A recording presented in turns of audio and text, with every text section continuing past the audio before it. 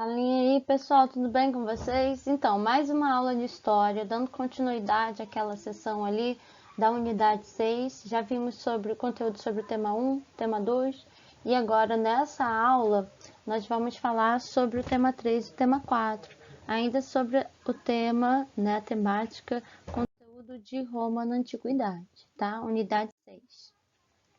Vamos falar então sobre Roma no período imperial agora. Nós já comentamos aqui, conversamos sobre esse período republicano, que é marcado sobretudo pelas disputas, pelos conflitos, pelas tensões sociais, tá?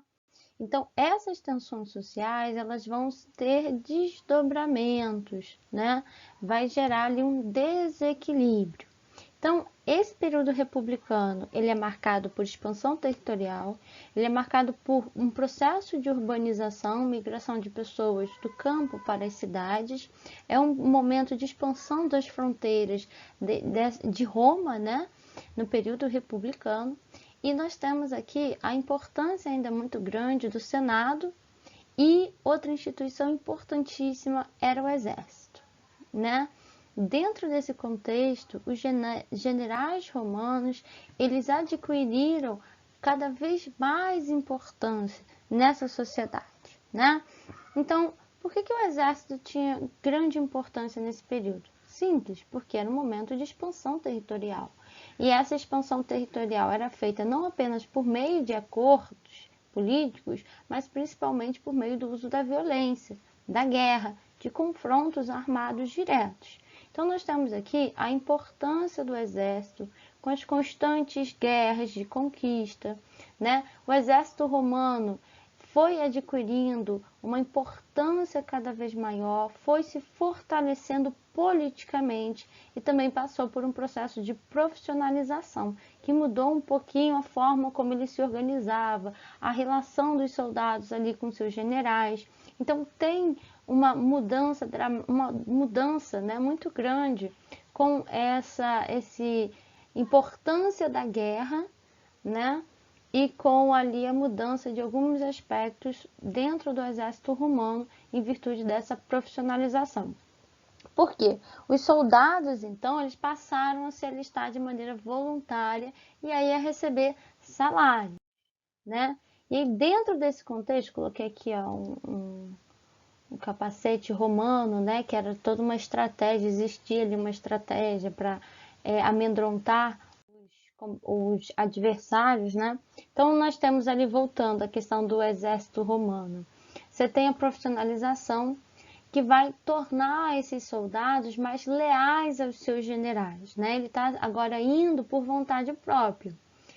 Nesse cenário aqui, de importância do exército, nós temos novos soldados agora profissionalizados, mais fiéis à figura do general, né? Porque eles ganhavam desses generais terras, ganhavam escravizados, os objetos saqueados. E esses líderes militares, eles aos poucos passaram a ganhar mais poder e prestígio político, né? E aí um general ali da região da Gália, chamado Júlio César, que é muito conhecido na história, né? Ganha destaque e se aproveita dessa instabilidade política republicana para formar então o primeiro triunvirato. Então nós temos um conjunto de elementos aqui, tá? Nós temos a ampliação das fronteiras romanas, né? Um processo de expansão por meio da guerra. Nós temos a importância ali do exército e nós temos uma sociedade recheada de conflitos, de tensões, né? Dentro desse caldeirão, mistura todos esses ingredientes, nós temos aqui o aumento do prestígio desses líderes militares. Dentro desse contexto de expansão territorial e de tensões, nós temos aqui esse general da região da Gália chamado Júlio César, que ganha cada vez mais destaque e vai se aproveitar dessa instabilidade para ali formar um primeiro triunvirato. Como é que era o primeiro triunvirato? O que era isso? Era um acordo no qual César e outros 2 generais, Pompeu e Crasso, comprometiam ali em se auxiliar, em se ajudar mutuamente, para então concentrar o poder em Roma e nos territórios conquistados, né? Então havia ali um projeto já de diluição da República e a montagem agora de um poder mais centralizado. O que aconteceu? Esse primeiro triunvirato, ele tinha ali tensões internas, né? Várias disputas. Quando você tem a morte do Crasso, que morreu em combate, né, na porção oriental do Império, e aí nós temos a disputa de poder entre Pompeu e Júlio César, vitória de Júlio César, então esse camarada aqui falece, você tem a disputa entre Pompeu e Júlio César, uma guerra civil, e nós temos aqui Júlio César com a vitória, sendo coroado pela vitória e vira ali um ditador, né? Só que os membros do Senado, que era a instituição republicana mais importante desse período, eles percebem que a República estava sob ameaça, que o Júlio César ele tinha essas pretensões, né, de talvez de estabelecer uma monarquia, né, de reestabelecer a monarquia que já tinha acabado. E aí o que eles fazem? Se organizam, e aí tem o assassinato de Júlio César, e tem na história, né, dizem que as últimas palavras de Júlio César foram "Ata tu, Brutus", mas não é bem assim não, né? Isso aí ficou cristalizado no ditado popular, né? Na memória popular, mas não foi bem assim não, mas tudo bem. Nós temos aqui o assassinato de Júlio César em 44 a.C., beleza? E aí, a estabilidade continua, ainda é um período ali de república, só que as tensões elas ganham uma conotação mais forte, né? E aí nós temos o estabelecimento do segundo triunvirato com esses 3 personagens, né? Lépido, Marco Antônio e Otávio Augusto. Já sabe aqui que nós temos disputas, né? Marco Antônio eliminado, disputa, né, entre esses personagens, e aí Otávio Augusto acaba se estabelecendo, acaba legitimando a sua autoridade, Otávio Augusto. E aí, nesse 27 a.C., nós temos o estabelecimento de um outro momento. Nós temos o imperador, o império, a dissolução da república. Beleza? Então, ali depois de uma luta sangrenta entre exércitos rivais, Otávio Augusto venceu Marco Antônio.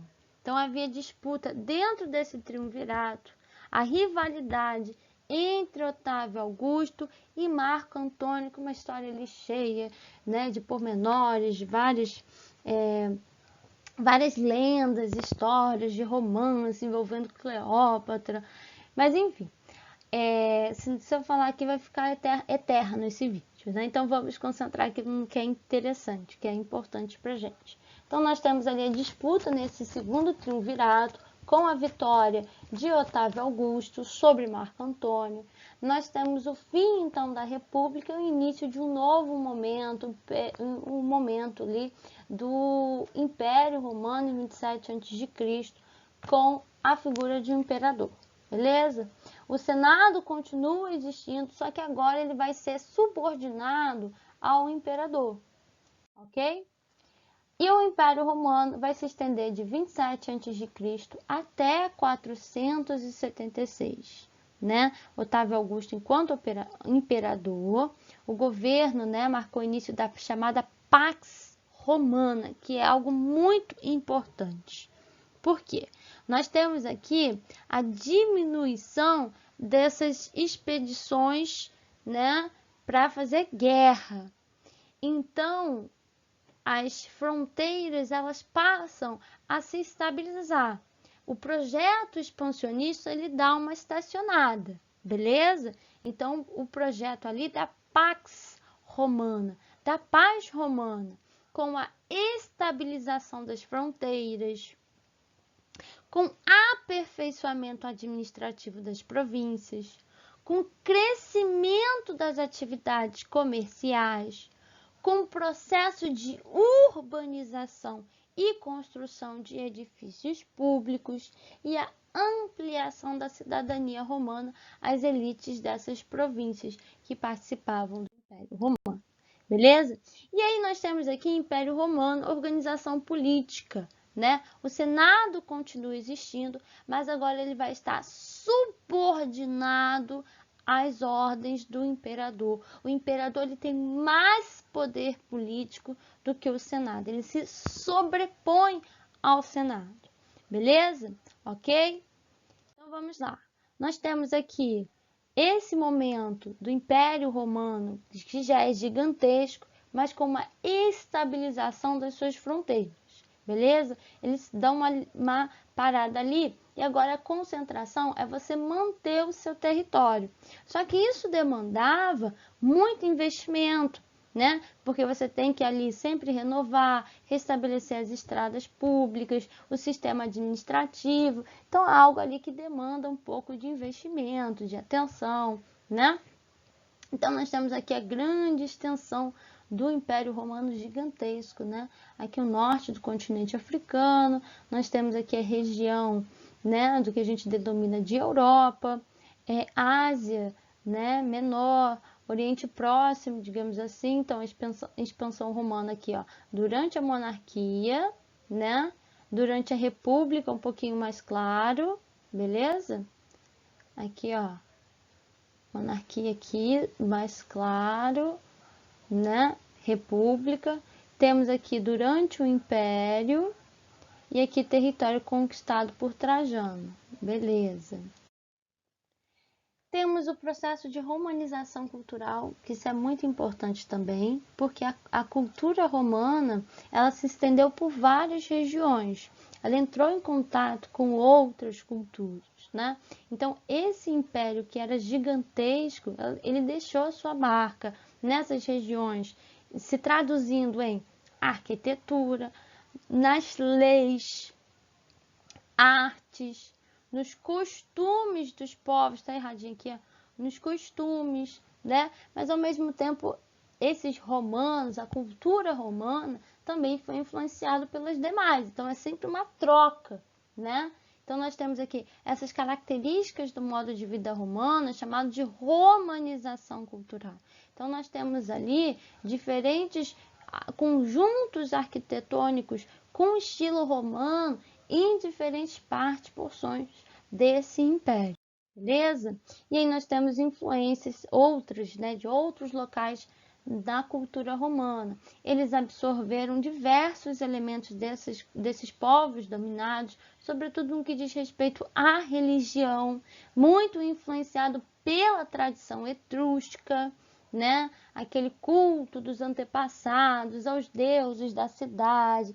Tem ali a apropriação da tradição grega também, com culto aos deuses. Você tem só a tradução, né? A mudança de nomes de alguns deuses, a incorporação de deuses como Ísis, Osíris, ali do Egito. Tem um sincretismo religioso.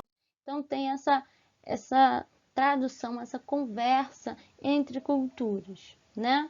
E ali nós temos o cotidiano em Roma antiga, né? Mulheres, as mulheres não participavam, em geral, não participavam da política, não podiam votar, não podiam exercer cargos políticos, eram educadas para serem esposas, mães.